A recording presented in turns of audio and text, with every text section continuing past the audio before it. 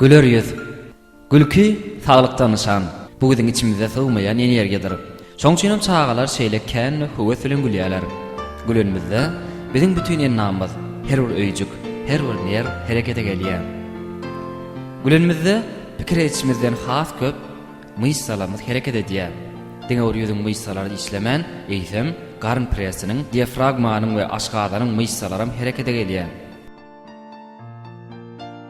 Ondan başga da gülenmizde has köp howany içime çekmek bilen öýjüklerimizde kislorod ätiýaçlyklaryny täzelýär. Bu bolsa bronxlaryň we öýküniň işiniň goglanmagyna, dem alys ýollarynyň arasalanmagyna sebäp bolýar. Gülki iými siňdirişi we garyn töweregine ýerleşen ähli organyň işini goglandyrmak üçin ajaýyp maşgul durýar. Şeýlelikde gülküniň agyryny aýyrjy we sowuklamaga garşy durujy häsiýeti bar.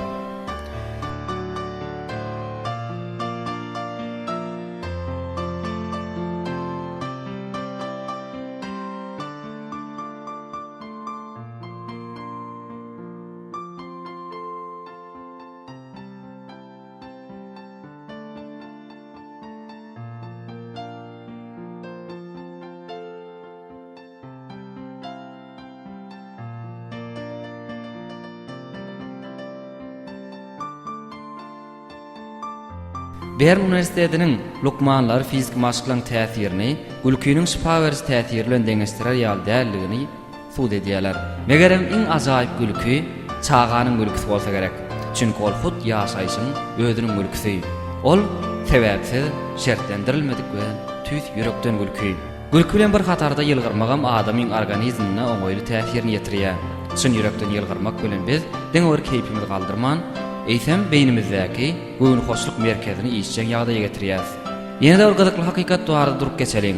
Ruh welentligiň sowuklamadan goraýandygyny alymlaryň barlyklar tasdiklaýar. Töweregimizdäkileri güler ýüzi bilen seretmek we lezzet beren iş bilen meşgul bolmak bilen immun ulgamydyň ýokary derejede berkligini 2 günlük üçin edýäňiz.